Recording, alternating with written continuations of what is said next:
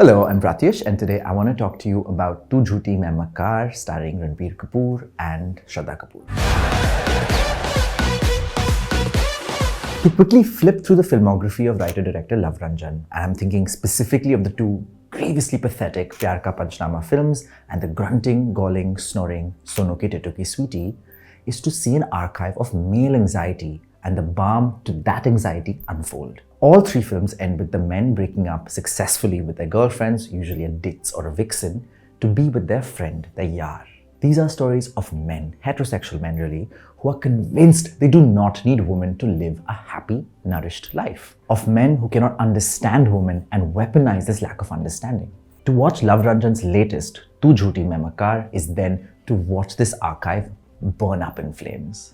For one, Ranjan refuses to sketch bromance as that thing which exerts an opposing pull to romance. It is in fact what makes love possible here. There is no competition for attention or affection between friend and lover. For another, Ranjan's female protagonist, what often feels like feminine fumes, airy and indistinct, has intentions here and an interiority that girds that intention. While the film is preoccupied with the perspective of its male protagonist, Greater Kailash's Rohan Arora, played by Ranbir Kapoor, we are given glimpses of his lover by herself, a woman contemplating both heart and heartbreak.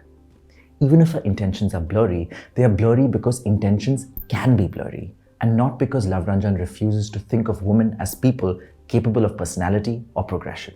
We see her grappling, struggling with her choices, or at least this is a charitable reading of Nisha Malhotra, played by Shraddha Kapoor.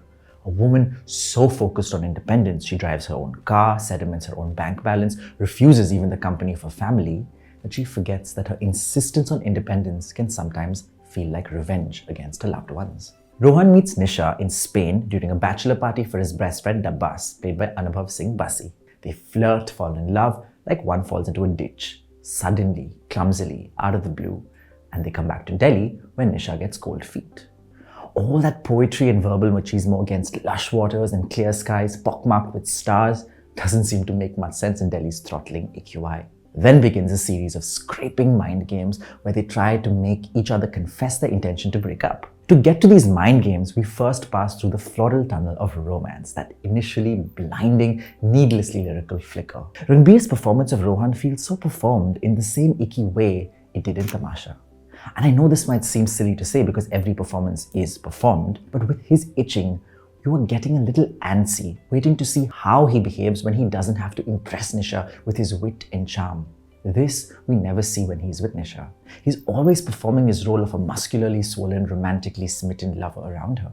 It's only around Abbas do we see that serration in his personality, a bluntness, a stupidity, a dopey tiredness. It's during their courtship in foreign lands that the film erupts with regular punches of that bubbling cinematic rush. Yumi मेरे जैसा कोई काबिल, handsome, good looking, rich, fit, virile, polite, lovable, humble, respectful, romantic, प्यारा और lovable same होता है. मैं दोनों हूँ, हिंदी में भी, इंग्लिश में भी.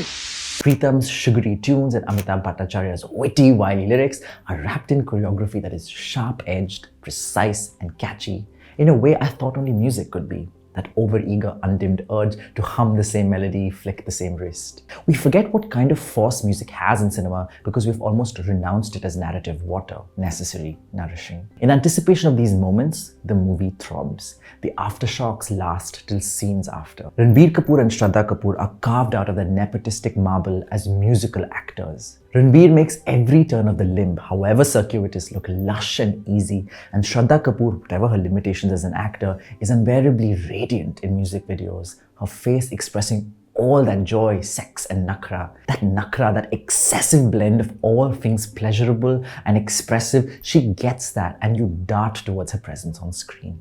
It is why Tu Jhoothi Main Makkaar swoons as long as it remains musical.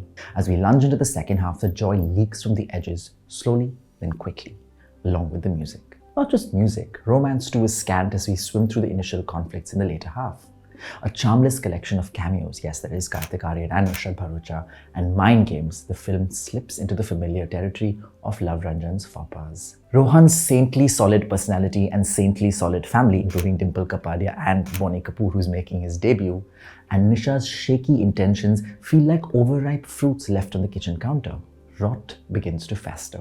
To be fair, the shadow of Ranjan's filmography falls on how we posture towards every scene. As if on guard, we are suspicious of how he is going to treat women, of how he is going to present their inscrutability to the male protagonist. While Nisha does come across as a character whose lacking clarity can feel like feminine cruelty and male victory, while Rohan's sacrifice can feel like masculine greatness, the film turtles quickly, as though someone pulled the chain, realizing the need of the hour, and brings in the music, balming over our suspicions with joy. The camera, held by Santana, Krishnan, Ravichandran, is so excited by the scale of the songs. It keeps cutting between the top shots, whispering the intimidating scale of these songs, and close-ups of the actors whose faces light up with the density of feeling. It is as though Ranjan reminded himself that he needs to not just be original, which his voice is, undoubtedly, but sincere and kind too. He cannot build an entire career out of male cynicism. That wave dries out. A cooing climax at the airport is required. Love that feels like love is required. Only romance is the antidote to cynicism. Because to romance in cinema is to romance each other as characters, but also to romance us, the audience. To watch love,